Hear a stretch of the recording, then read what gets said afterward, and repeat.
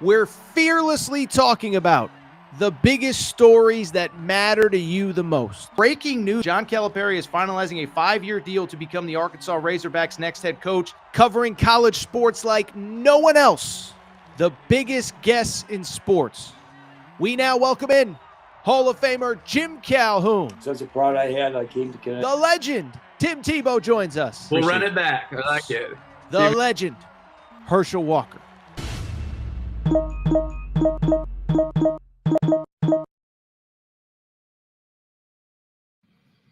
Welcome in, everybody. Sunday night edition, Torres Sports Podcast. I'm your host, Torres. Hope everybody's doing well. Hope everybody's having a great day. As you can see, a little daylight savings behind me, so we got a little extra light here.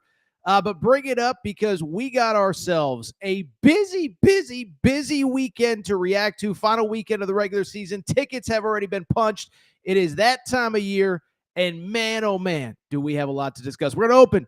Alabama beats Auburn at the buzzer. Is that more about Alabama, or is it time to worry about Auburn, and more specifically, Chad Baker-Mazara? Can that guy please stay out of trouble? Producer Matt was like, I didn't want to show up to work today because Chad Baker-Mazara can't stop hitting people on the court.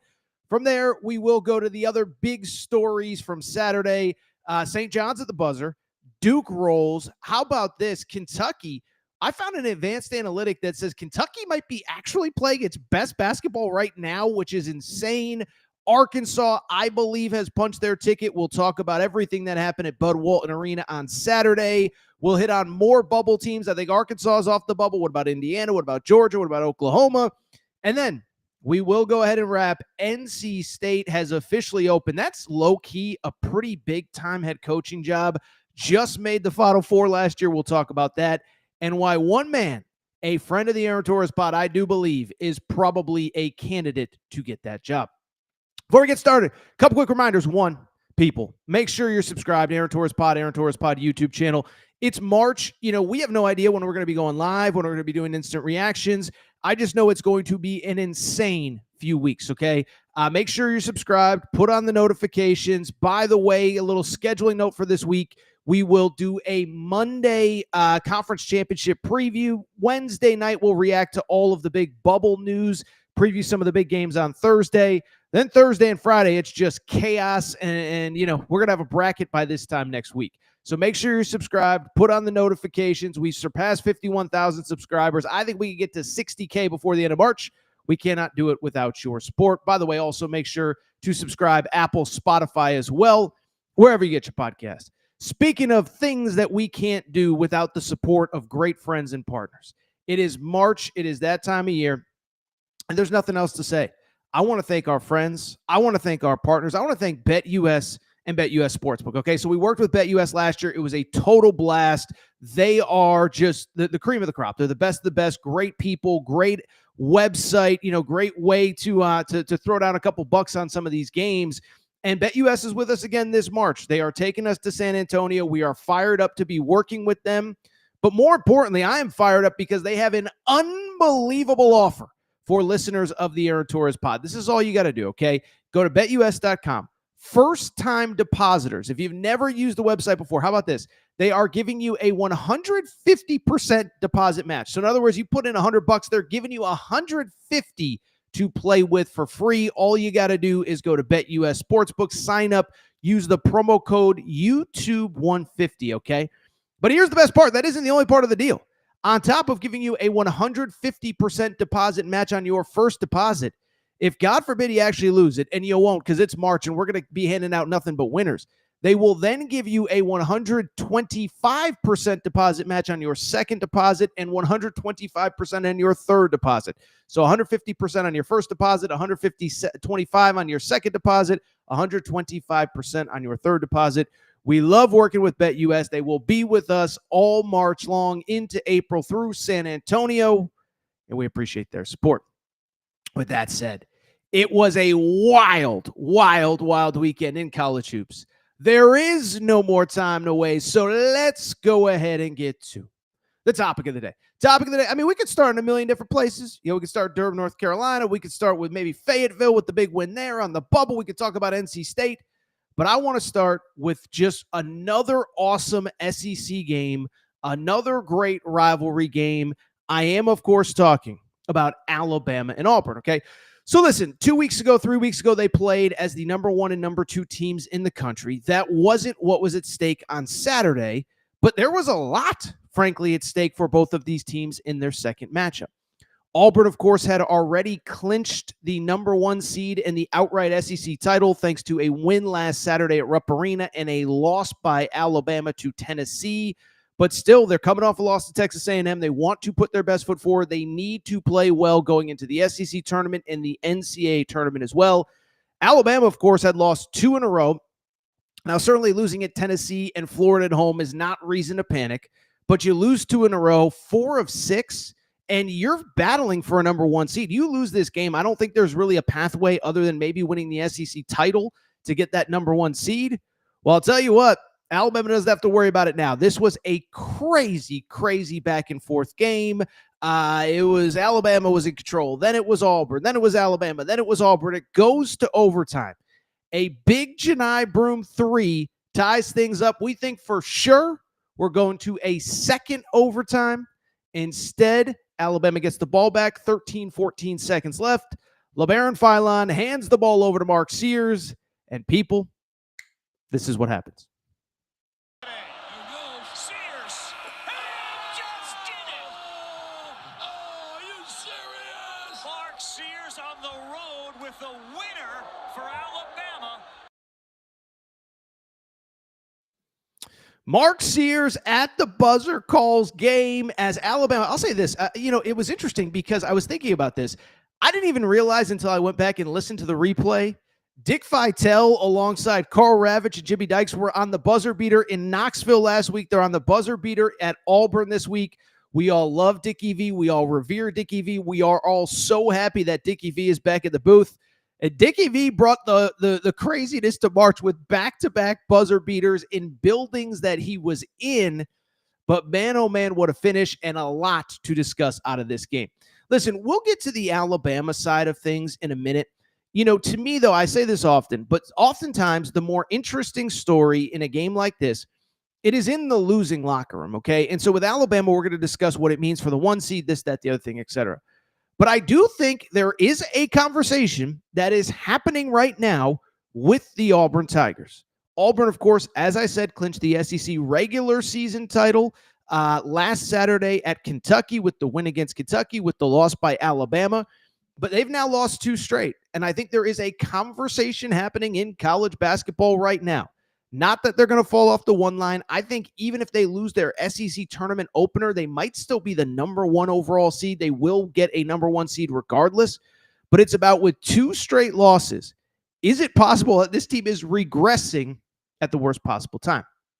Well, I will tell you this. For Auburn fans tuning in, I got good news and bad news. I don't think you're regressing.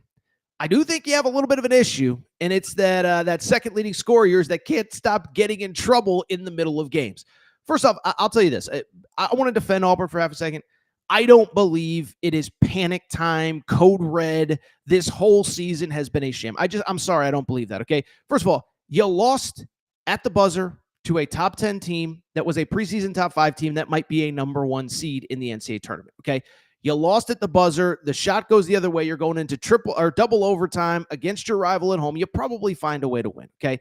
So I'm not that worried. After losing to Alabama, Texas A&M was equally desperate. And I think there's a few variables at play with Auburn. First of all, Auburn's been playing high-leverage, meaningful games since the first week of the season. So I went back and looked it up. I was like, okay, so the Houston game was the first big game for Auburn.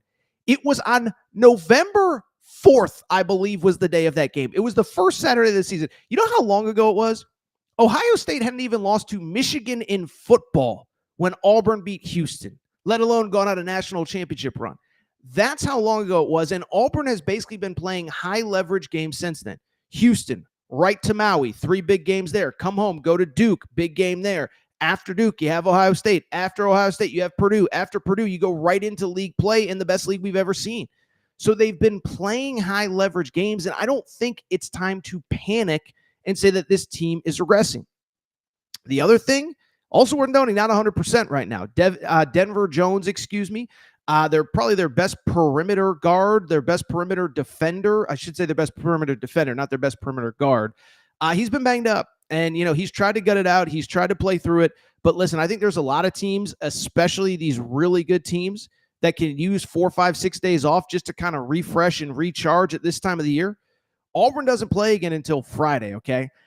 So that means they're probably taking Sunday, Monday off, Tuesday, Wednesday, then Thursday they'll travel. So you're really getting about 5 days off. And I think that's probably something that Auburn needs at this time. Again, just a ton of big high leverage games all season long. You can say, oh, they clinched it a while ago, but it's like, dude, 2 games against Alabama this month, a game at Texas A&M, a game at Kentucky. I mean, it was not easy down the stretch for Auburn. And so I believe the high leverage games, listen, I think there's a variable of, I do think they probably took their foot off the gas a little bit, and the opponents that they were playing were more desperate. And so I don't know that I would totally panic if I was an Auburn fan. One thing I will say, though, the one place that I would be concerned, Auburn, Bruce Pearl. I love Bruce Pearl. I'm not going to tell him how to run his program. He's been great to me through the years. He's a great coach. He's an icon, okay? You got to get Chad Baker-Mazara under control, okay? And so for people who did not watch this game, for people who do not know, maybe you watch your own team, you don't watch a ton of Auburn, you don't consume college basketball outside of your own team. Chad Baker-Mazara is essentially probably, we could go ahead and call him the Dylan Brooks, the Draymond Green of college basketball, the kind of guy that really kind of gets under people's skin, the kind of guy that, gets kind of annoys everybody. The kind of guy, like, it's the old cliche, but I think there's absolutely something to it, of the guy that you hate when he's on the other team and you love when he is on your team. Well, we're starting to get to the point where I'm not saying that Auburn fans don't like having them on their team, but like, again, Bruce Pearl, you got to get this guy under control, man. Chad Baker-Mazara, second leading scorer.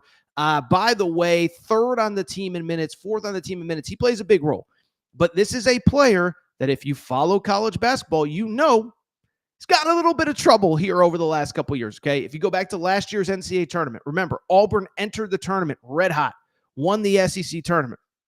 We're playing really well. Go into the NCAA tournament. They face off against Yale. They lose to Yale in the opening round. This isn't to make fun of Auburn, make fun of Bruce Pearl, make fun of this. It's just, the reason they lost, a big reason they lost, this guy right here, Chad Baker-Mazara, got kicked out of that game in the biggest game of the season for doing something dumb that was totally avoidable. By the way, the first Bama game this year in Tuscaloosa, there was a moment where he, like, loose ball, dives into the stands. He starts chirping at this woman.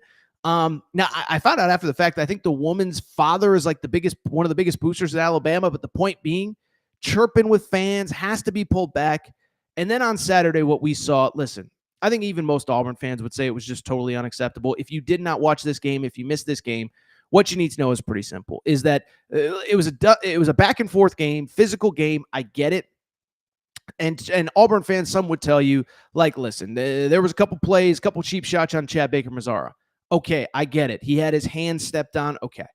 Well, as we saw on video, because the video has gone very viral, I posted the video. It's done well over 1 million views on my Twitter page.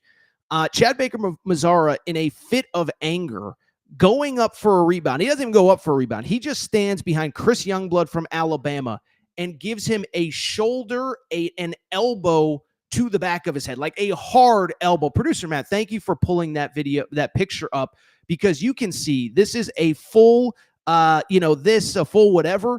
This is not a tough physical play down low. This was aggressive. This was malicious. It was inappropriate. Frankly, it's kind of lucky Chris Youngblood, there was no serious injury there, but Chad Baker-Mazara was ejected from the game.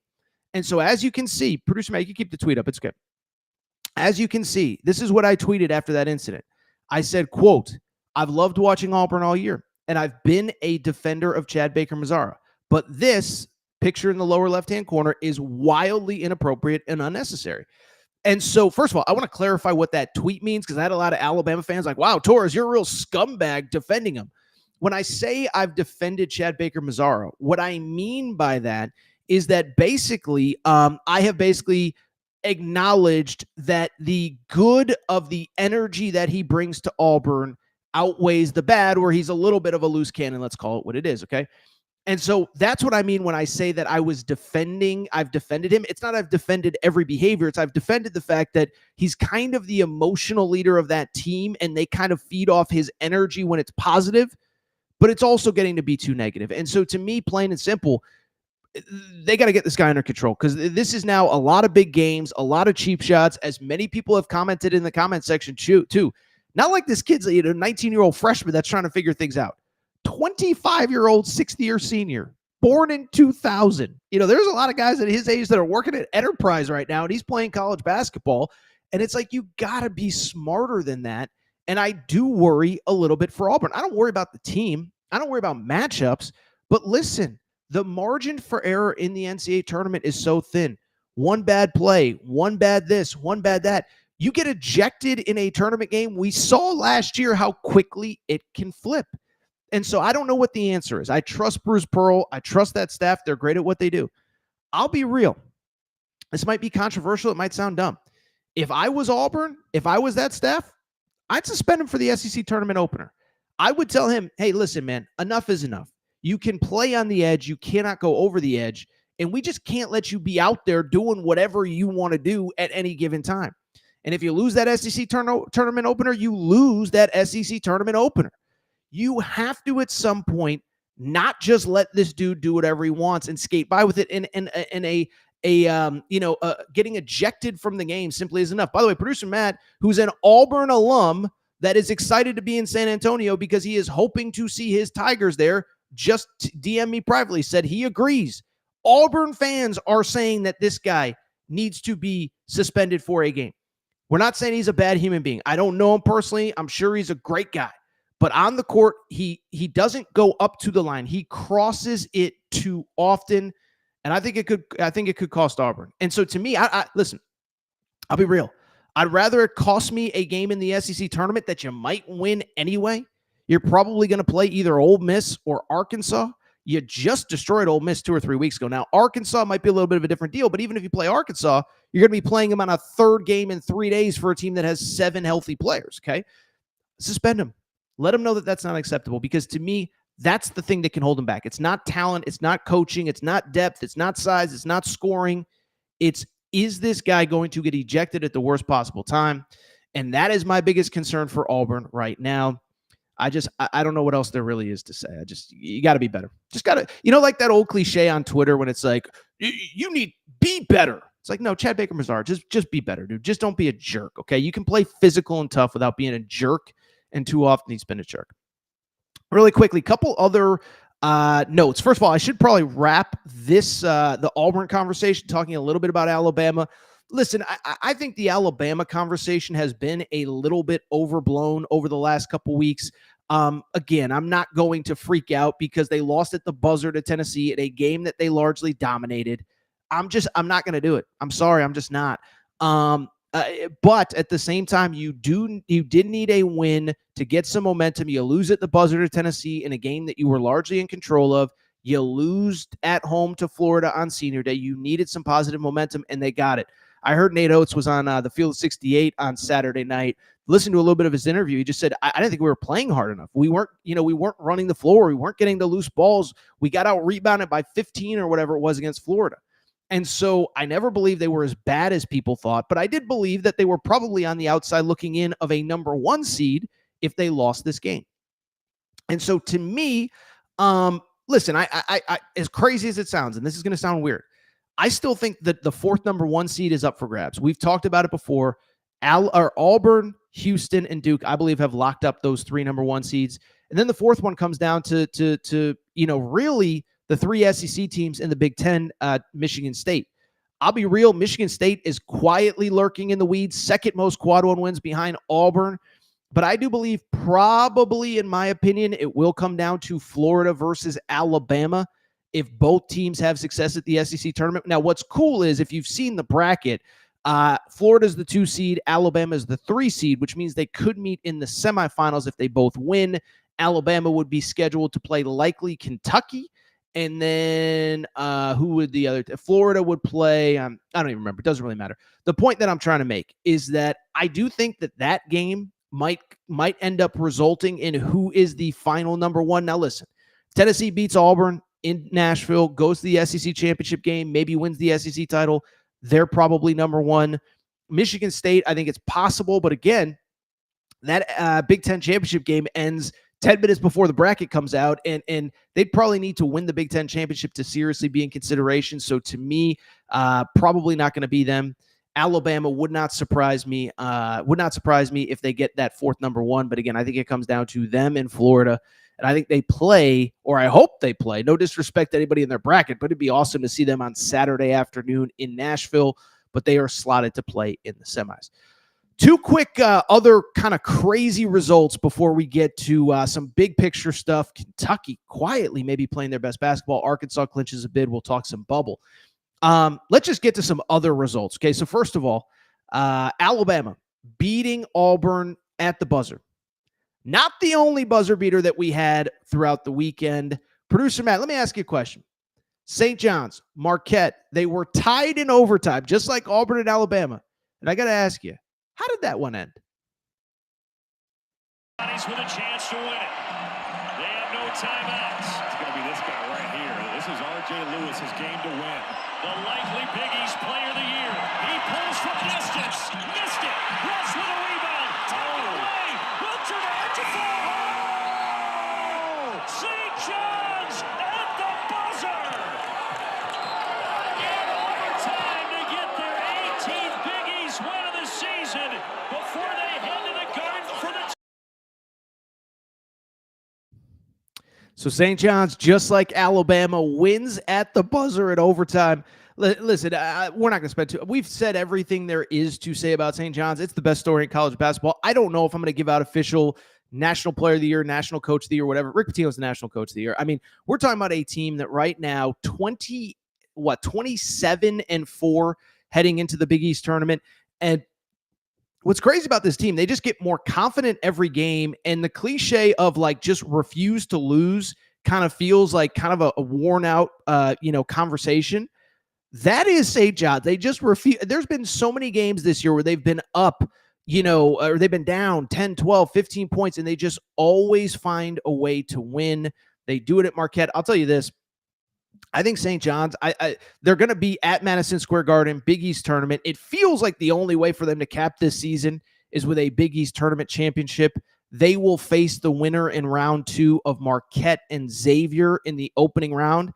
And I just bring it up to say, like, I think they got a pathway to Saturday night where they would face probably either UConn or Creighton.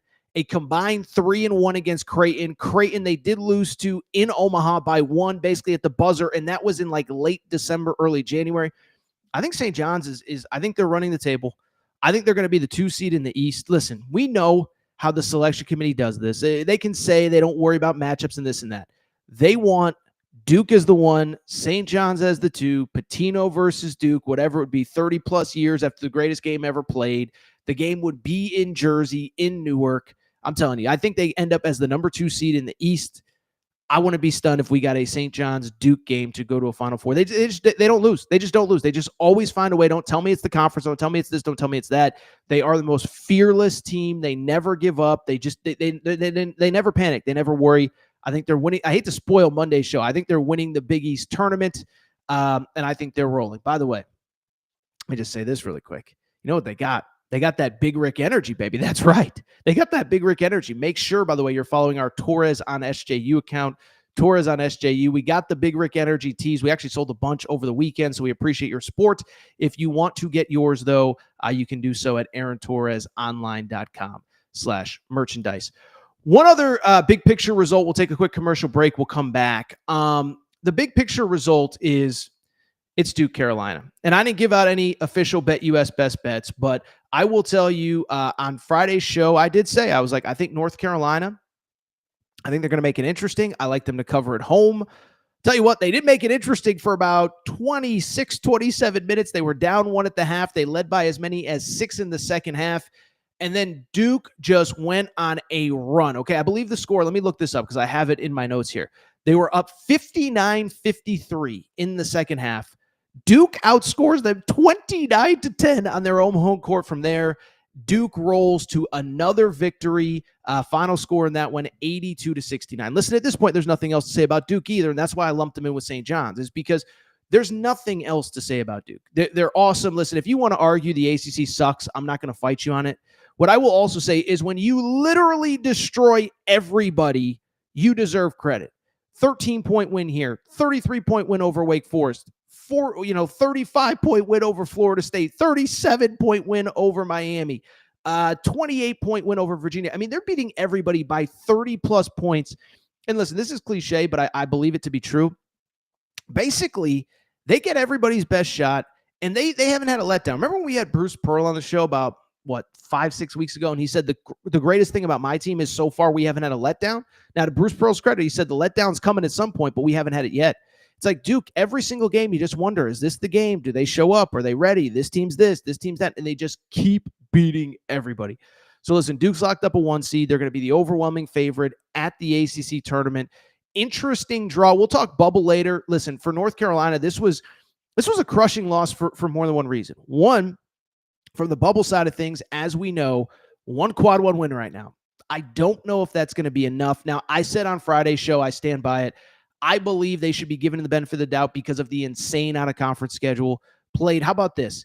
Michigan State, Alabama, Florida, and Auburn all in the out-of-conference. Those are teams that are all vying for a number 1 seed. North Carolina played all of them. They did lose to all of them, though, as well as at least Duke twice. The other thing with this draw is that North Carolina is now in a bracket where in the ACC tournament, they will have to face Duke on Friday night in the semis. Now, you could look at it as a plus or a minus, but it's what we've talked about with North Carolina all year. You're going to be put in a situation where you play 2 games now. They'll open on Wednesday at the ACC tournament, and the concern is the 2 wins that you could get are going to do nothing to help your resume. A loss will hurt you, but then you're still probably going to have to beat Duke to get that second quad 1 win. So this is almost a worst-case scenario for Carolina. We'll see what else happens on the bubble. We'll do bubble conversation about 15, 20 minutes from now. But Carolina loses, Duke rolls, and there's nothing else to say. We got to give credit to Duke where they deserve it. They deserve credit. All right, so what we're going to do, take a quick break, come back. When we do, another top 25 matchup in the SEC, Kentucky. I saw a stat that kind of blew my mind that reflects that Kentucky might actually be playing the best basketball of their season, which is crazy because they've been awesome all year. We'll talk about them. Arkansas, I believe, punched a ticket. What else does that mean for the bubble? Then we'll wrap. NC State, coaching search. This is going to be a low-key big one, and I think we know who's the favorite. Quick break. Be right back. What's up, everybody? It's AT, and listen, long day of podcasting. Sometimes don't always look the best. So look at this. This is a little bit not great, okay? Well, here is the great news. The great people at Firebox said, Torres, you're a professional. You just got 50,000 subscribers on YouTube. You need to look better. And so they sent me a couple awesome things. I want to pull them out for you right now. This is all from the winter collection, by the way. Spring collection is coming out. We got the vest, very, very, very nice. The sweater, very professional for when I go to professional events. We got these nice blue jeans. I think the question now everybody's asking is, Torres, how do you actually look when you put that stuff on? Let's find out. Well, what do you think? Sweater fits perfectly.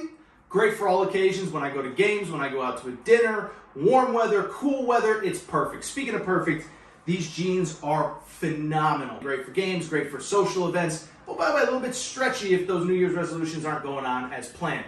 Really quickly, we got to try out. Let's try out the vest.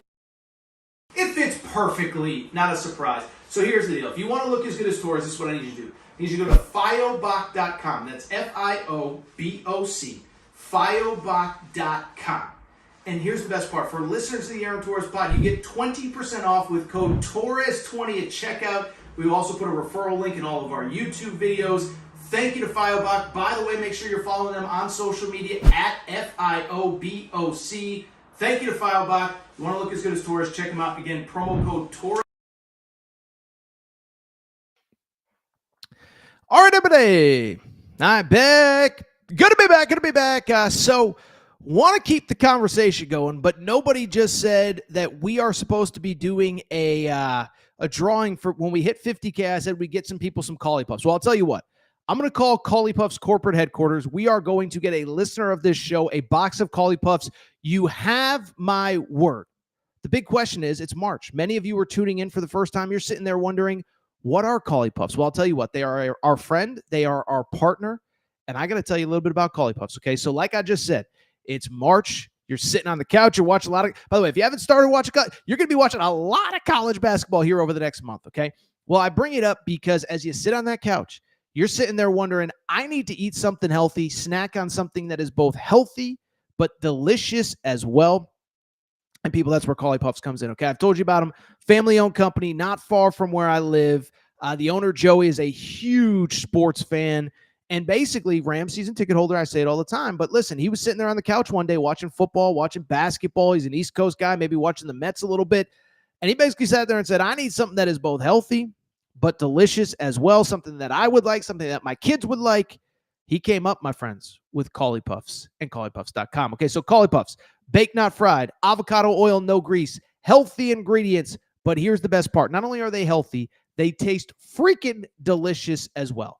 Best part is you don't need to just take my word for it. This is what I need you to do. I need you to go to colliepuffs.com. That's CAULIPUFFS.com. Colliepuffs.com. CAULIPUFFS.com. Colliepuffs.com. You'll find them there. They're also available on Amazon.com. All you got to do, you got a cart open. You're ordering every day. I don't want to know what's in that cart, you little freak, okay? But throw some Collie Puffs in. Try them. You'll like them. Tell them Torres sent you. More information, colliepuffs.com. You can also check them out on Amazon.com as well. With that said, let's go ahead and dive into the rest of the weekend. We started with a top 15 matchup in the SEC. We've already talked Alabama, Auburn. Let's switch gears and talk another very interesting top 15 matchup. Let's talk Kentucky versus Missouri, okay? So listen, we've kind of scaled back the Kentucky talk a little bit here over the last couple weeks just because there's been so many injuries. We're trying to figure out who's healthy, who's not, what does it mean, what does it not mean, all that good stuff. And I bring it up because going into this weekend, I don't know that this was a premium game that was at the top of everybody's list, even though it was a matchup of top 20 teams. It is worth noting Missouri has been struggling a little bit of late. I believe it was, 2 straight losses, 4 of 5 coming into this one. Didn't stop the odds makers, though, from saying that Missouri was a, 6.5 point favorite coming into this game. Well, I'll tell you what, Mark Pope had no time for games because Kentucky goes to Missouri. They get the win. Final score 91-83. And I'm just here to tell you, man, I'll be real, sort of, kind of, maybe a little bit lost some hope in Pope. Not really. I've never lost hope in Pope. Lost a little hope in Kentucky with all these injuries. Well, I bring it up because they get this win. How about this? I saw this stat. I didn't even tell you, producer Matt, so I apologize. I believe 8 wins over teams ranked in the top 15 that when they played, that is tied for the most in any regular season ever. How about these Kentucky Wildcats? Okay, so listen, I could go through the whole thing with Kentucky, and this guy did that, and that guy did that. But what I just find so amazing about this team is what we continue to talk about. The resilience of everybody in that building, okay? We've talked about it so many times, but Mark Pope, I don't believe, we'd have to look this up. When was the last time, even take out the Kirk Reese injury. Kirk Reese has been out since the Gonzaga game the first weekend in December. But when is the last time that Mark Pope has really had, even outside of Kirk Reese, a fully healthy lineup? Andrew Carr had back injuries. He was out. Then he comes back. Lamont Butler gets hurt. Then Lamont Butler comes back. Jackson Robinson gets hurt. Lamont Butler gets hurt a second time. Jackson Robinson and Lamont Butler come back. Jackson Robinson gets hurt. Unfortunately, he's out for the year. And Lamont Butler's still not 100%. And what has been so impressive to me about this Kentucky team is the fact that not only are other guys stepping up, let's take it a step further. Other guys that you didn't even think were going to have to play this year are stepping up. Now, I don't want to discredit the guys who have been there and been able to play basically every game, Amari Williams, Otega Owe, etc. But it doesn't change the fact that every game dudes are stepping up. I remember the first time I saw Travis Perry starting at point guard, and I was like, I don't know if he's ready for this. And then all of a sudden, he's a very competent, as a true freshman, point guard in the SEC. He ain't there yet, but he wasn't even supposed to be playing this year, and he was starting games at the point guard position in the SEC, and this team did not miss a beat. You go on and on down the list. Trent Noah. What do they call him in Kentucky? Mountain Mamba? Well, he's playing like the Mamba the last few weeks, okay? Maybe not quite putting up 81 in an individual game. And I mean, he's stepped up. He's had some big moments. What was it? The first Tennessee game that he was awesome. Second Tennessee game. I forget which one it was. He's been unbelievable. Colin Chandler, a guy, listen, I don't think people realize this, okay? And this is not sarcasm or trying to be funny or whatever. Colin Chandler was on a Mormon mission at this time last year. And for people who don't know how that works, that isn't like you do 2 hours of church stuff and you do 2 hours of church stuff and then you go to the gym for 2 hours, okay? I think I've told the story, but I remember talking to Sam Merrill, who's now in the NBA, played at Utah State. And when he did his church mission, he was literally like, I maybe got like an hour in a gym every week, but I was doing church stuff sun up to sundown. I don't know all of it. So this guy really probably, I know he's older for being a freshman, but probably should have taken a red shirt this year because I don't think his legs are anywhere close to what they're going to be. I think he's an NBA player eventually, but this was a guy that was doing basically nothing basketball related, very limited at the very least a year ago. And now all of a sudden, you're talking about a guy that's making major contributions in top 15 road wins. And so this team is playing very well. But I'll be real, they're actually playing even better than I thought, okay? So I saw this stat. Producer Matt, you can pop up Brandon Ramsey's tweet, okay? So Brandon Ramsey does great stuff for Kentucky Sports Radio.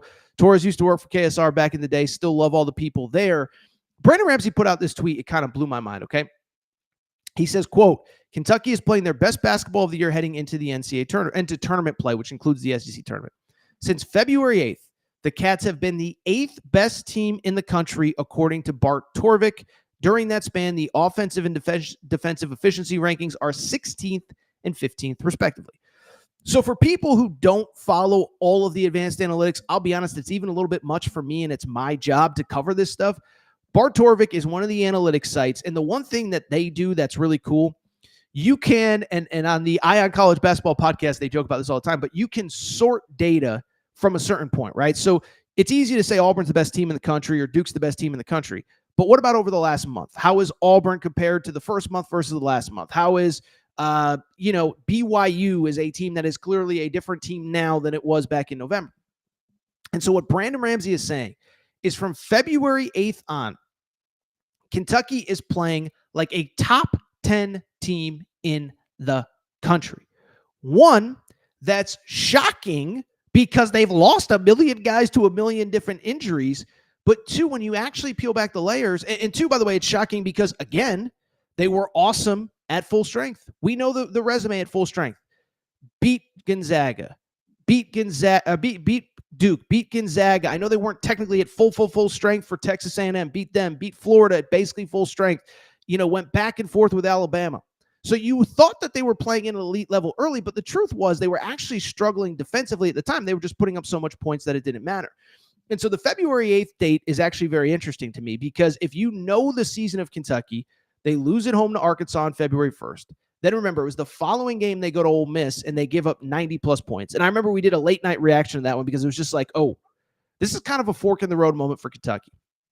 And I understand they have a million injuries. I understand there's all sorts of issues. What I will also say, though, is that it was kind of that moment where it's like, okay, is this just going to be a team that has to score 90 points because they're going to give up 88 every single game? Or are they actually at any point going to play defense? And so the fact that, as Brandon points out, that Kentucky is playing like a top 20 defensive team over the last calendar month is unbelievable. And it also speaks to the fact that they are playing like a top 10 team, which is crazy because, again, this is a team that at full strength beat Florida, beat Duke, beat Texas A&M, beat Tennessee when they were close to full strength the first time.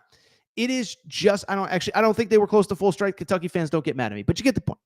And so I just bring it up because what they are doing is absolutely unbelievable. And listen, I've said it consistently.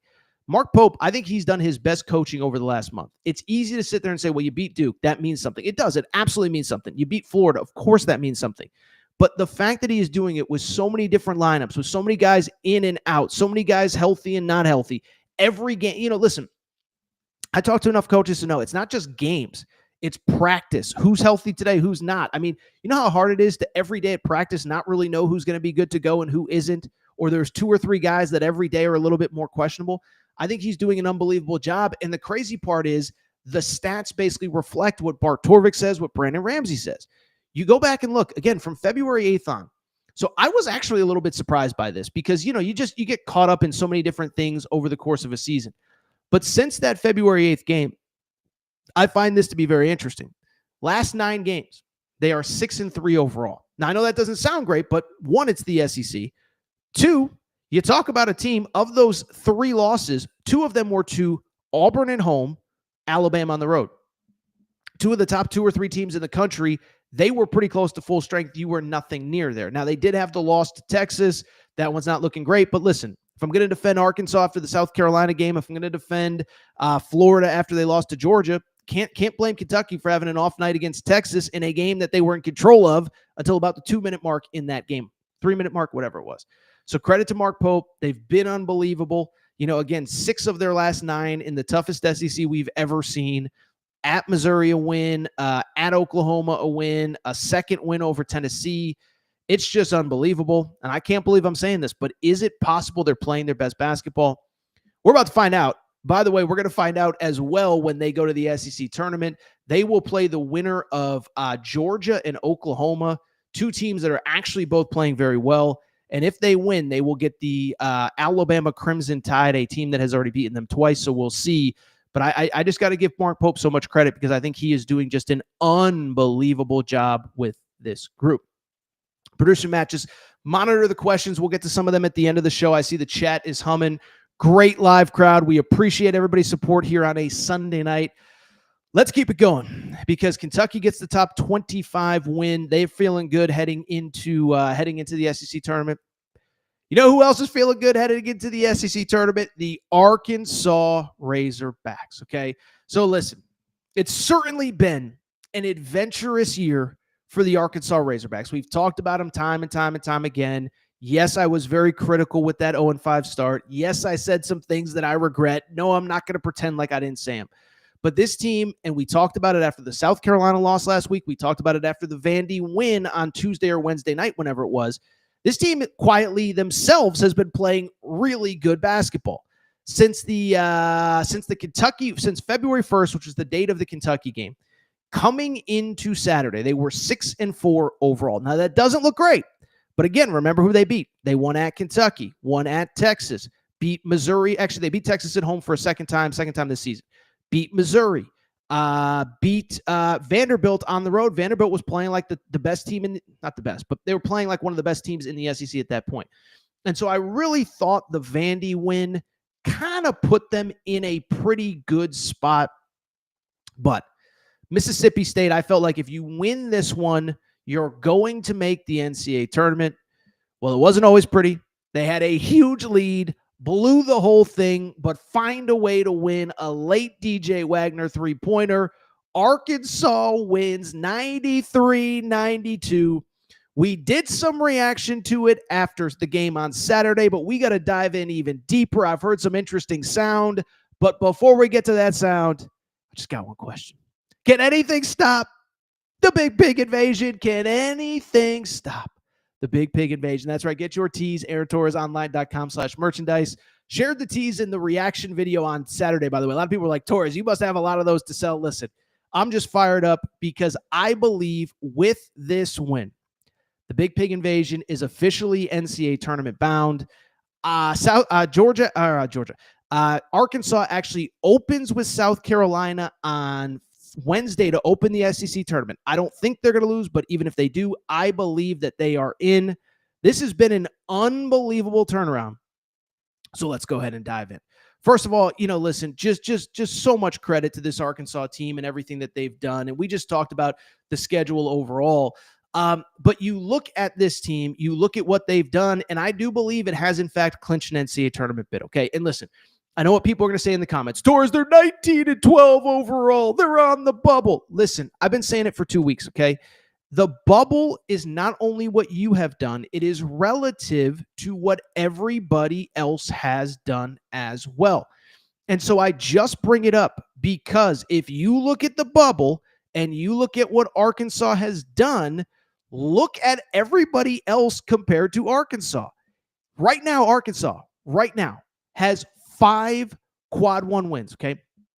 Listen, it's not Auburn. It's not Michigan State. It's not whoever. It's not Alabama. But at the same time, you know what it is?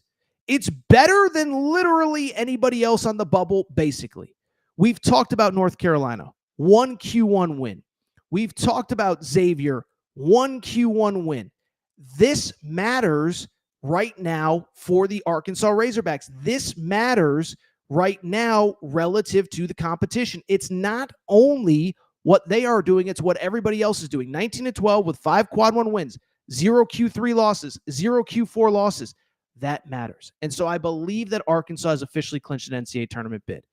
With that said, it was actually something else that John Calipari said after the game that had me, one, I was just fired up for Cal. I was fired up for this team. But producer Matt, play what John Calipari had to say after the game, and I'll tell you why. It's because if I'm an Arkansas fan, this has to have me fired up going into the tournament. This a long time.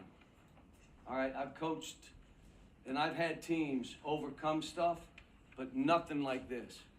This team has been the most rewarding team to me personally of any team I've coached. And we won national titles, Final Fours. We don't know where this is going.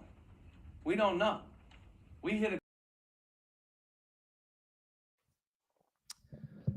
So that was John Calipari after the game. By the way, that video courtesy of Hogs Plus. I don't think they have a problem with me sharing it. They do an awesome job behind the scenes. They shared it on social. But John Calipari basically saying, I have never had a more rewarding team than this specific one. And so for me, first of all, you feel so happy. Listen, I'll say it. I don't care if it makes me look corny or bad or whatever. I'm freaking happy for Cal. Okay, listen, because when he left Kentucky, we know the circumstances. Kentucky's doing great. They got their guy. It's great for Kentucky. At the same time, what I would also say is you hoped that he would have a reboot. You hoped that it would work out well. And it did not look like that was going to happen for John Calipari, okay?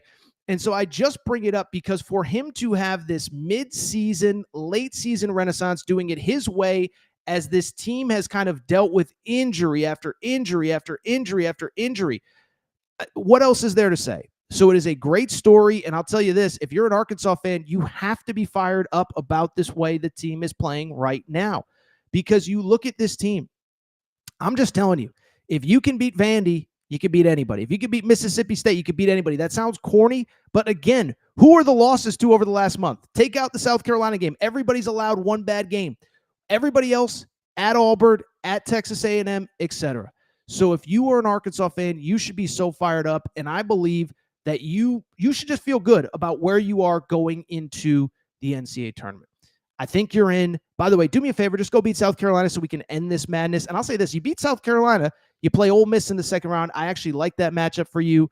I actually do think Arkansas is in nice position to make a run in Nashville. We will see, but it starts with the win on Saturday against Mississippi State. Congrats to the Razorbacks. All right, that's what I'm going to do. I got to take one more quick break. We'll come back. We'll react to the rest of the bubble, and then we'll talk a little about NC State. Big-time coaching job opened, and I think I know who's getting that job. Quick break. Be right back. What's up, everybody? It's AT, and listen, long day of podcasting. Sometimes don't always look the best. So look at this. It's a little bit not great, okay? Well, here is the great news. The great people at Firebox said, Torres, you're a professional. You just got 50,000 subscribers on YouTube. You need to look better. And so they sent me a couple awesome things. I want to pull them out for you right now. This is all from the winter collection, by the way. Spring collection is coming out. We got the vest, very, very, very nice. The sweater, very professional for when I go to professional events. We got these nice blue jeans. I think the question now everybody's asking is, Torres, how do you actually look when you put that stuff on? Let's find out. Well, what do you think? Sweater fits perfectly. Great for all occasions. When I go to games, when I go out to a dinner, warm weather, cool weather, it's perfect. Speaking of perfect, these jeans are phenomenal. Great for games, great for social events. Oh, by the way, a little bit stretchy if those New Year's resolutions aren't going on as planned. Really quickly, we got to try out. Let's try out the vest. It fits perfectly. Not a surprise. So here's the deal. If you want to look as good as Torres, this is what I need you to do. I need you to go to Fioboc.com. That's F-I-O-B-O-C. Fioboc.com. And here's the best part. For listeners to the Aaron Torres pod, you get 20% off with code Torres20 at checkout. We also put a referral link in all of our YouTube videos. Thank you to Fioboc. By the way, make sure you're following them on social media at Fioboc.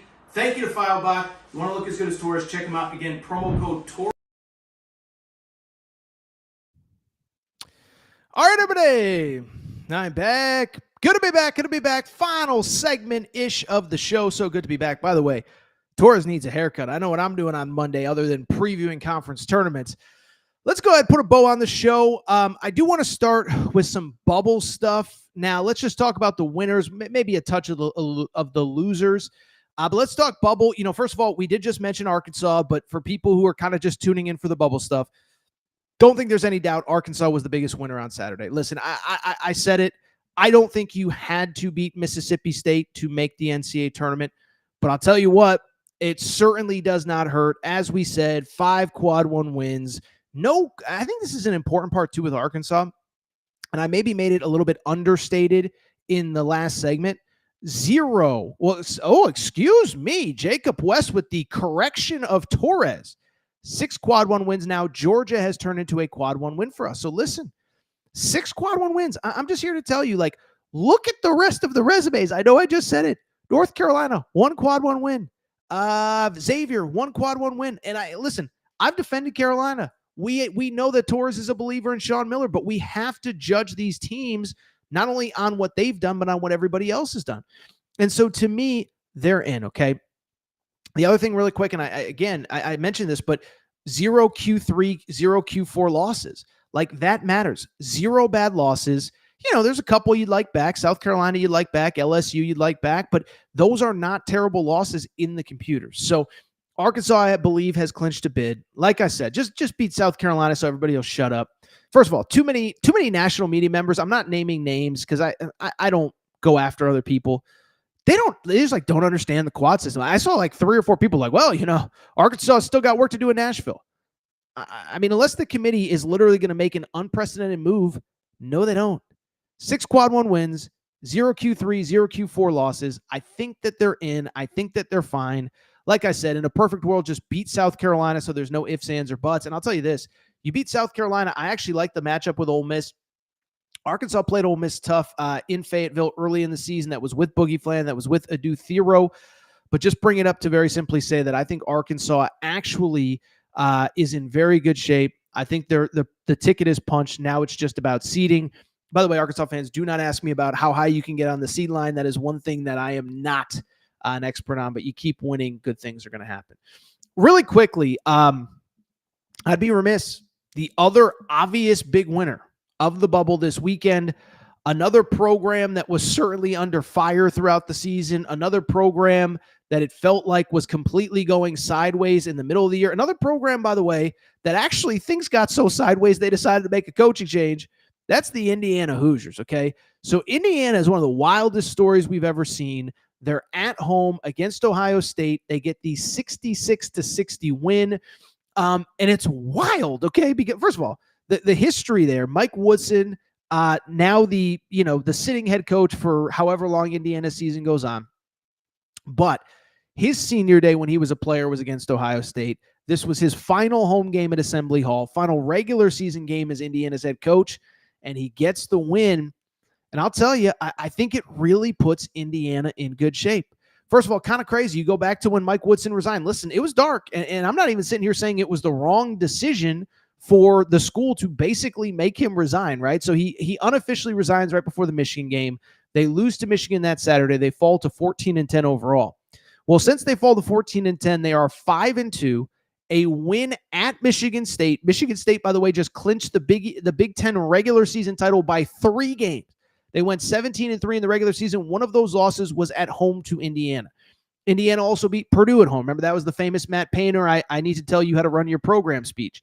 And I thought what was interesting was even the loss they had the other night against Oregon, they were playing, they outplayed, they were in control of that game, and really the box score doesn't show. That game was really close. It was like a tie game, 1-point game with about 2.5 minutes to go. A couple things don't go Indiana's way. They end up losing that game. But they return home. Ohio State was quite another team that very much needed a win. Instead, Indiana gets the win.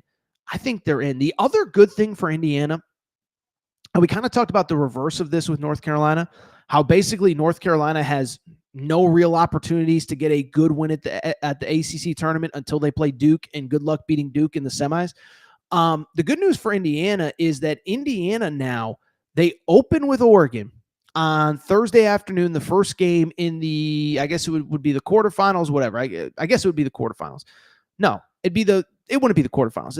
It's the 8-9 game though, okay? And so Indiana opens with Oregon.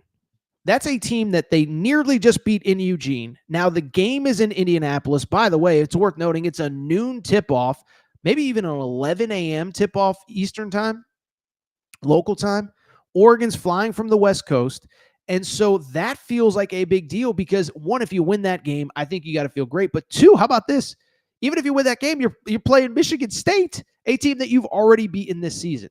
So the bracket, I think, breaks nicely where you're not going to take a bad loss. It's Q1 pretty much across the board. And by the time you could even potentially play a Q2, Q3, Q4 game, you know what happens? You've picked up enough wins to punch your tournament ticket. So I think I think they're in. I really do.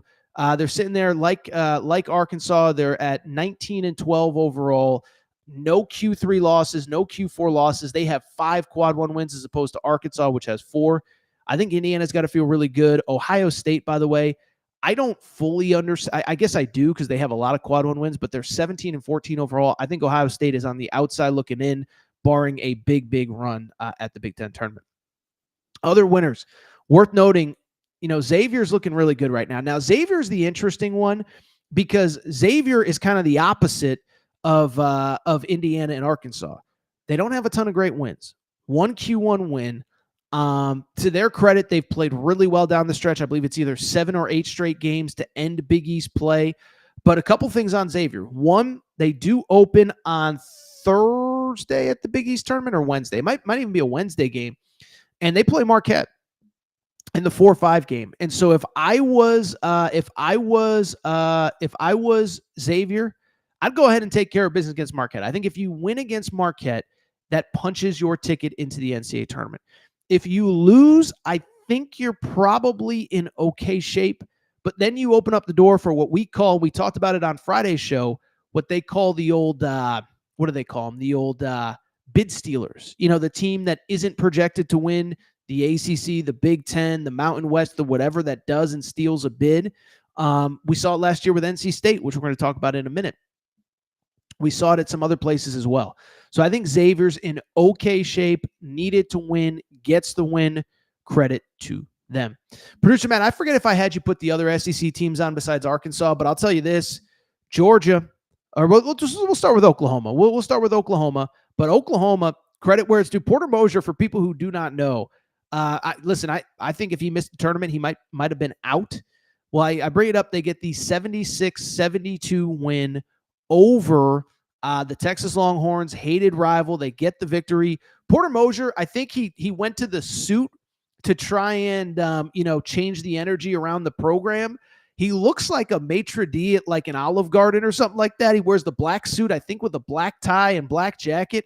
It's working, baby. The man in black, he's like Johnny Cash over there. But listen, second straight big win for Oklahoma. They beat Missouri earlier in the week. They win against Texas.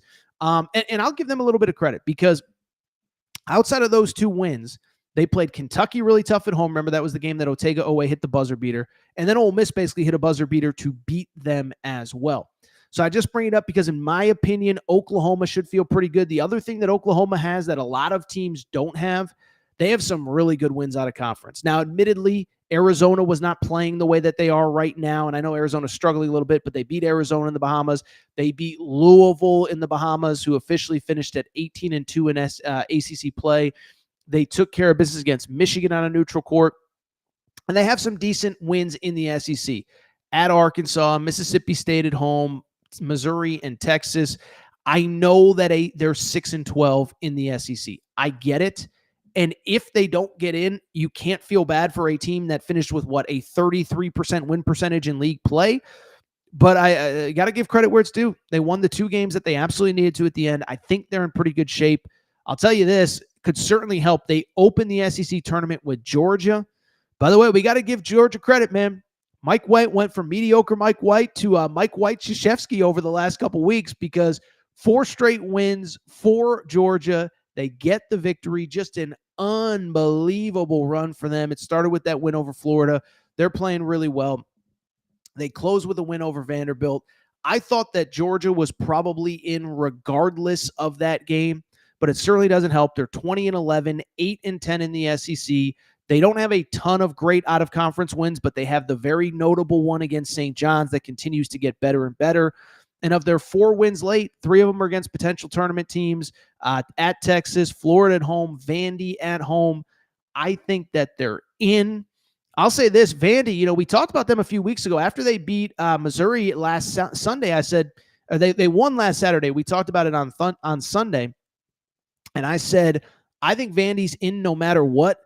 I'll just tell you, man, if you're Vandy, now with all of a sudden a little bit of nervousness because you lose 2 straight to end the regular season against Arkansas, against Georgia, 2 bubble teams, and you're sitting there overall at 20-11, 8-10. You open against Texas in the SEC tournament. I would not lose that game if I was you. If I was the Vanderbilt Commodores. Texas, listen, I think it's too much of an uphill battle. Texas finishes 6-12 in the SEC like Oklahoma, but they're 17-14 overall. Don't have nearly as many good out-of-conference wins like Oklahoma does. I think Texas is cooked short of winning maybe 2 or 3 games at the SEC tournament. Really quickly, one more winner. I think San Diego State in the Mountain West. It was kind of a not lose game. You can't lose to Nevada at home. They don't. They get the win. So that's the status of the bubble. Very interesting weekend. All of that good stuff. Producer man, I'll tell you what. Let's take a question or two now. We'll do some NC State, and then we'll wrap with some more questions. Do we have any good questions as of right now?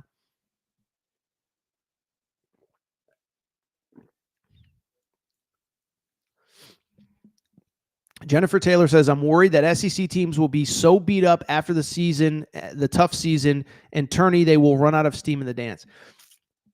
Listen, first of all, there's certainly a conversation to be had about, I think for most of these teams, it's not the worst thing if you lose early. Like, if you're Florida, I mean, look, I know Florida wants a number 1 seed, but like if you're Florida, if you're Alabama, even if you're Auburn, like you lose on Saturday, you get home. I mean, because remember, the championship game is Sunday afternoon. So you play Sunday afternoon, you're probably landing at 6, 7 p.m. Sunday. You might have to fly back out on Tuesday for an opening round NCAA tournament game. So I think there's something to it, Jennifer. The counter to that, what I would say, and I was thinking about this, SEC games are reffed so tightly. I think there's some SEC teams that will benefit from the whistle in the NCAA tournament. Listen, in the NCAA tournament, no ref wants to be the deciding factor, and I think a lot of things get let go that don't get let go in SEC play in the regular season. So I think that's an advantage Tennessee. I think that's an advantage Texas A&M. I think that's an advantage Arkansas, an advantage Auburn.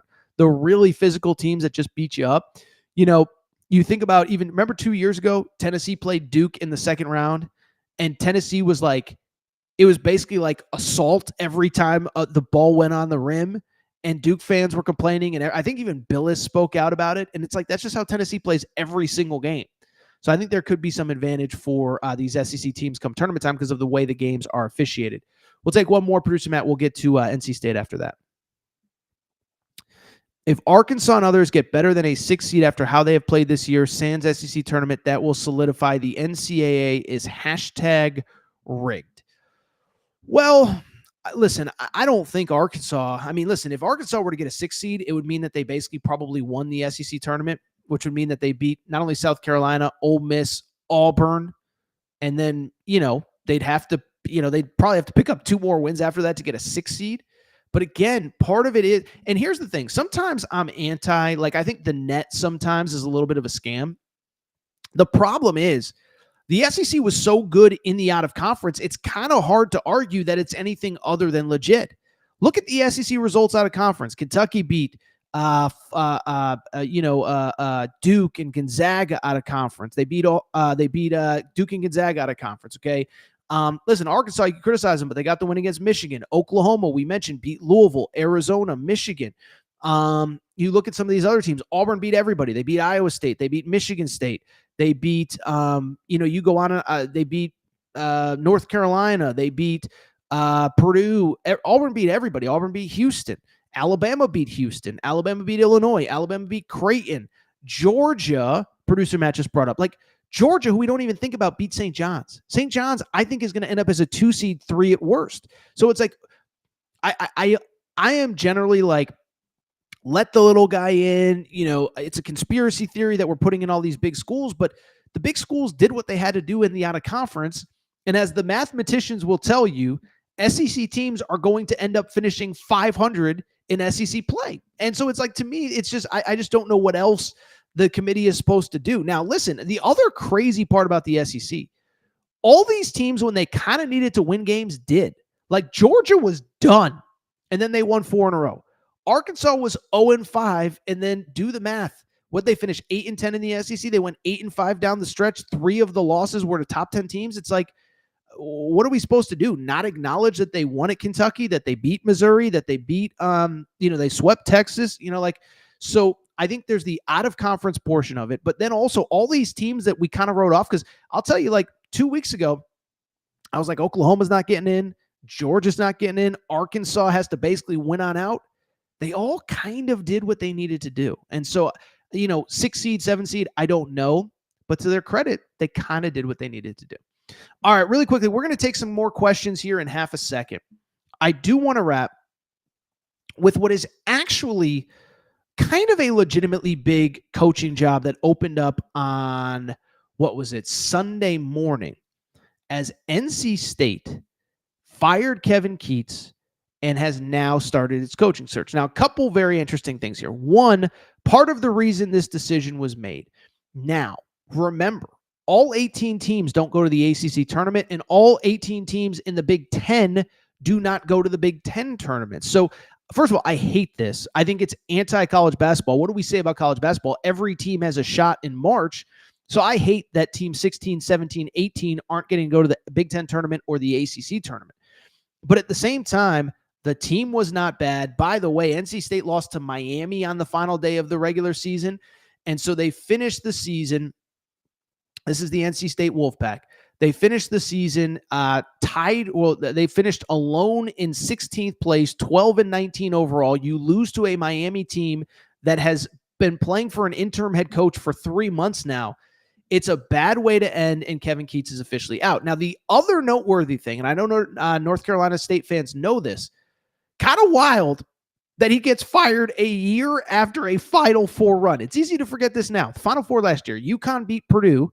UConn played Alabama in the semis. Purdue played NC State in the semis. And I think it's easy to say, how can you fire a coach after a Final Four run? Well, that's a little bit disingenuous, because here's the truth.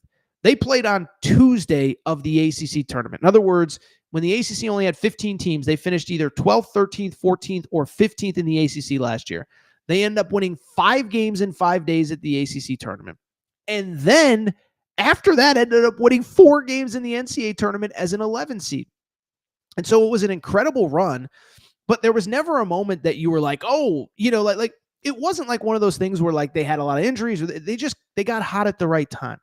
And it doesn't mean that they were a great team. Like, I'm not trying to be disrespectful. I'm not trying to diminish what they did, but there was never a moment that run, like the fan base felt like, okay, we've turned a corner. The truth with Kevin Keatts, and I like Kevin Keatts, I've had him on this show. It was year 8. They had made 2 NCAA tournaments before that. They had not won an NCAA tournament game I think they actually did win. I don't know. They hadn't made an they had made 2 NCAA tournaments, hadn't won an NCAA tournament game before that. And the other thing that was kind of worth noting about that run, I think there's a realistic chance that he would have gotten fired if they had lost on that Tuesday of the ACC tournament. They end up getting hot. He gets a 2-year extension, but when you follow up a bad season with another one, it's hard to feel bad. Now, like I said, real quick, 2 NCAA tournaments in the first 7 years. He did get some bad breaks. There was 1 year NC State was literally the first team out of the NCAA tournament. Team number 69. Nice. So that sucks. Then there was the 1 year, remember, I think it was the 2021 bubble year. They finished the season. They didn't have a player taller than 6'6". By the end of the year, they had like 6 guys with season-ending injuries. So you feel bad. He was given the benefit of the doubt, but don't feel too bad, because he got a 2-year extension for making the Final Four. He's going to get paid $7 million in buyout money, which is kind of a lot in this portal, NIL rev share era. It's just a lot of money to give to a coach. So Kevin Keatts is gone. And before we even get into candidates, what I would just say really quick, I think the one thing, if you read Kevin Keatts' statement, he said, listen, I think I left this program in better shape than I found it. And he said something that caught my attention. He said basically, and I'm paraphrasing because I don't have the statement in front of me, that basically with the right support, this team and this program can have a high level of success, okay? And so that stood out to me. And so I did some digging. I made some phone calls. I think Jeff Goodman even put out a tweet that NC State basically just did not give him NIL money in the portal last season, and you can blame anyone for anything. If you don't have the bullets in the portal to compete, you're not. There's only so much you can do, even in the ACC, even at a school like NC State, if you just don't have the resources to compete. So I think number one, they need to raise that NIL stuff. Now, I understand we're going toward a rev share era where the school will be paying out a lot of money, so it's not going to be as reliant on boosters. But you're NC State. You're a school that just made a Final Four, that's won multiple national championships throughout your time as college basketball. And so what I would say is, you have to improve the NIL. But I also think, and I truly believe this is a sleeping giant that in the NIL era, the one thing I'll say, NC State has a crazy fan base, but it's like any other fan base in the world, right? If you don't give them a reason to show up to the arena, they're just not going to. But this is a place they play in a pro arena. You play well, you're going to get 16, 17,000 every night, but you have to put a product on the court that is worth showing up for. And NC State in the regular season largely has not. To their credit, they made the Final Four last year. All right, now let's get to the stuff that all of you care about, which is who's going to be the next head coach. And so the second that job opened up, the second I actually, I was doing Fox Sports Radio late, so I woke up to the news that he had been let go. I'll be real. First name that I immediately thought of when I saw that the head coach, pretty straightforward. It was our friend, our buddy, friend of the Aaron Torres pod. We just had him on the show about 2 weeks ago.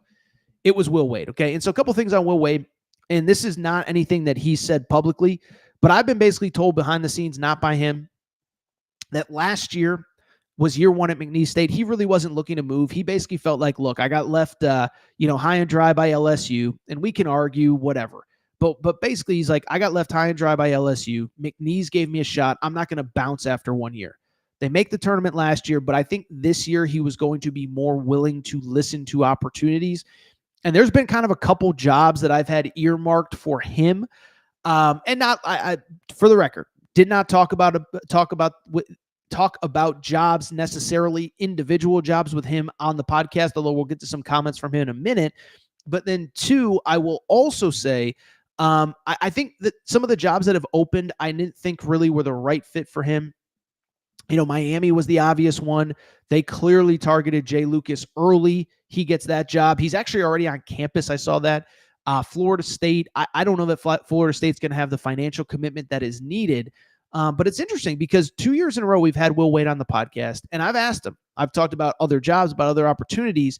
Last year, he basically just said, look, in this world, there's no reason that every school in the power conferences shouldn't be able to compete. Raise some money, NIL, this and that, whatever. You can win right away, and we're seeing it this year. Pat Kelsey at Louisville, Mark Pope at Kentucky. John Calipari has turned things around in an offseason. Kevin Young at BYU.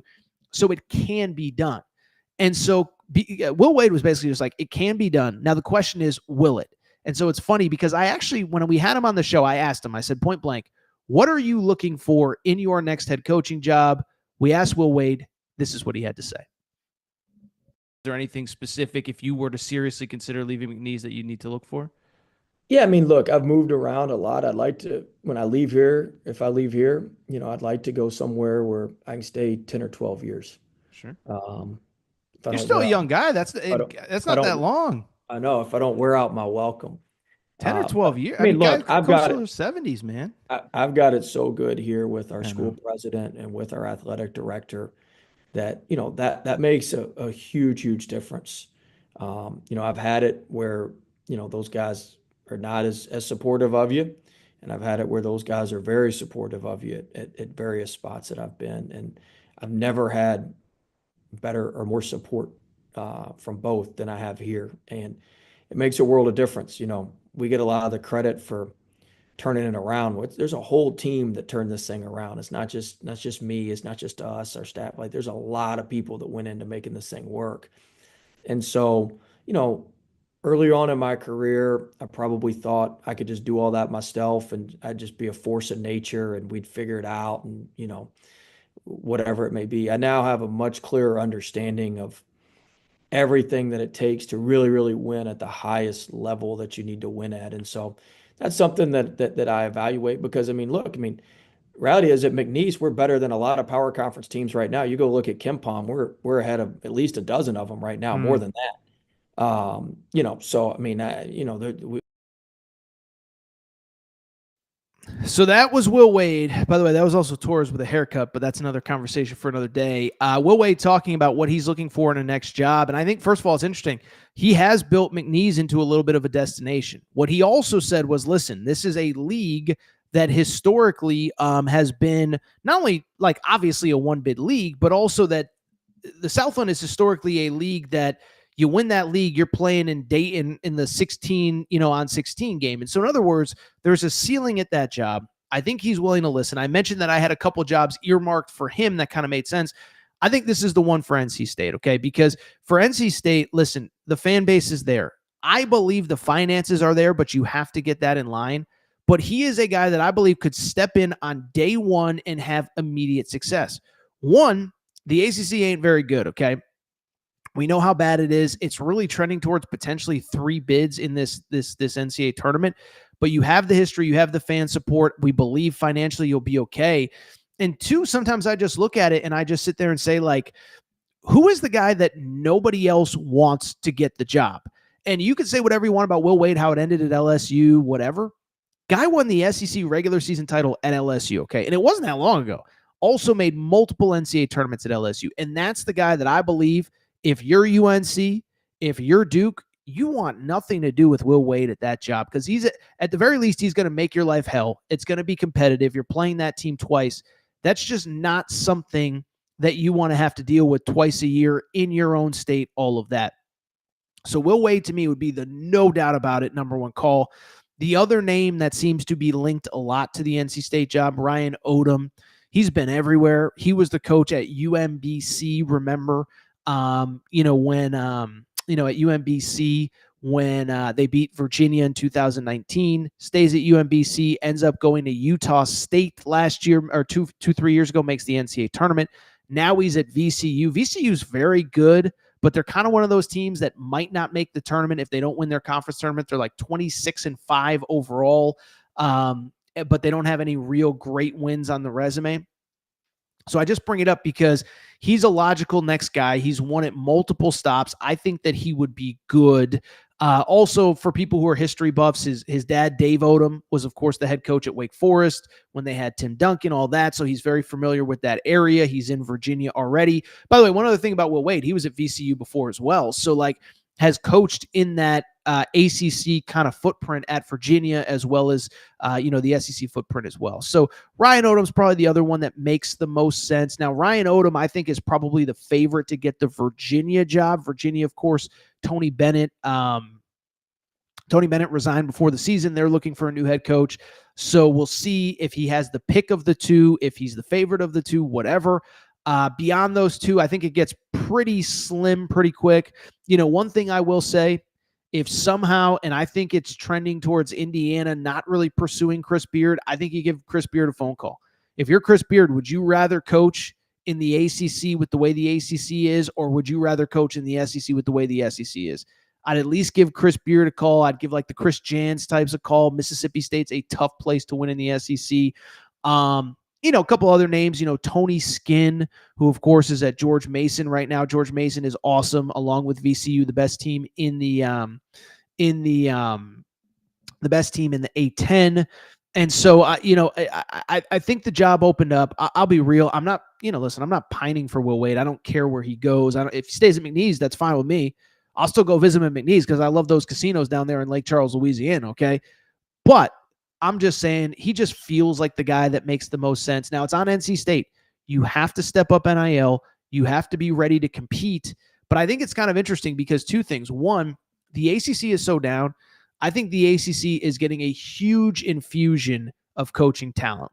We spent so much time, oh my goodness, this guy retired, Coach K retired, Roy Williams retired, Tony Bennett retired, Leonard, and it's at some point, it's yeah, those guys were old and they didn't want to adjust to the new world. So you have Pat Kelsey killing at Louisville in year 1. Jay Lucas, I think, is going to be very good in year 1 at Miami. And I think he's going to be good big picture. You add Will Wade to the mix at NC State, that all of a sudden becomes a very interesting league.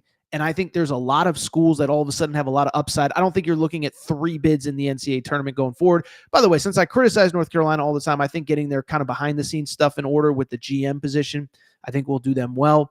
But if you're LSU or if you're NC State, just go get LSU. Give him whatever he wants in NIL. Give him whatever he wants in salary structure. That dude will win, and he'll win quickly. Producer Matt, we're running long here. You know what? One question before we get out of here. We're at almost an hour 30 here in March, okay? And we got a full show tomorrow, too. Got any questions? Any questions? Let's see if we got anything in the chat. It's so funny. So Benjamin, who's a Kentucky fan, says, I hate Arkansas, but I don't want them again. It's a bad matchup. Plus, they have a chip on their shoulder. First of all, Arkansas is not going to play Kentucky. I think they're on the other side of the bracket. They would have to both make the championship game. By the way, imagine if they did, how crazy that would be, because Kentucky would have to beat Alabama and Florida. Arkansas would probably have to beat Auburn and Tennessee. It's funny, though, because I have a couple, through the years, you get to know some people in Kentucky. And during the Missouri game, one of them texted me on Saturday and said, man, I want Arkansas again. I said, you do not want Arkansas. I said, I think it's a really bad matchup for you. They're playing much better than people realize. So I'm telling you this, the Kentucky fans enjoy, man. We talked about it. You've been so much better the last month than even I realized. Just enjoy this moment. Avoid Arkansas, though. They're the kind of team that you don't want to face. All right, I'll tell you what. The chat was unbelievable tonight, but we're at an hour and a half, and I think we do have to go ahead and get out of here. If you're not – oh, by the way, Producer Matt, one more thing. Show the people the Marches for Day Drinking t-shirts, because it's March, and here's the deal. You're going to be the next week. You're going to be out with your friends. You're going to be out with your buddies. You're going to be having a couple brews. This one right here. This is the t-shirt that you want for your March Madness party. Marches for Day Drinking. Yeah, it says it for itself. There's beers. There's basketball. It is the most fun time of year. You order today. You can order it at AaronTorresOnline.com/merchandise. AaronTorresOnline.com/merchandise. You will have it in time for next Thursday, opening round of the NCAA tournament. So Marches for Day Drinking is the t-shirt. AaronTorresOnline.com/merchandise. This is the tee that you want. All right, I'll tell you what, I'm going to get out of here. If you're not subscribed, Aaron Torres Pod, make sure to do so. Apple, Spotify, Amazon Music, Google Music, wherever you listen to podcasts, please make sure that you are subscribed. Make sure to rate and review the show as well. Give us a quick 5 stars. Let us know what you like, what you don't like, all that good stuff. Make sure you're following on social media at Aaron_Torres on Twitter, at Aaron Torres Pod on Instagram, Aaron Torres Podcast Questions at gmail.com, Aaron Torres Podcast Questions at gmail.com. Live crowd was unbelievable tonight. We appreciate your support. We'll be going live on probably Monday afternoon to preview all the conference tournaments. So make sure you're subscribed. Put on those notifications. We'll be previewing conference tournaments on Monday. But for now, I'm going to get out of here. Shout out to Torrin Craig. Shout out to Rachel, who hates my voice. JJ Reddick, you F-head. Unblock me, bro. I'll be back Monday. Conference tournament previews, Aaron Torres Pod.